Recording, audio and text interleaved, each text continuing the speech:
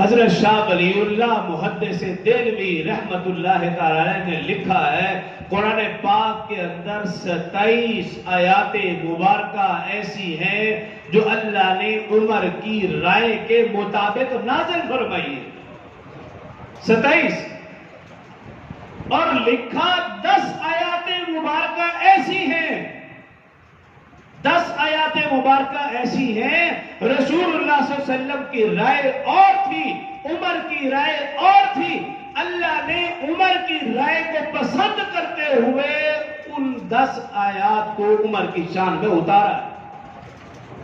10 آیات مبارکہ ایسی ہیں اور 40 احادیث مبارکہ ایسی ہیں رسول اللہ صلی اللہ علیہ وسلم نے حضرت عمر رضی اللہ عنہ کا نام لے کر آپ کے فضائل اور مناقب بیان کیے. حضرت عمر رضی اللہ عنہ نے مکہ میں 7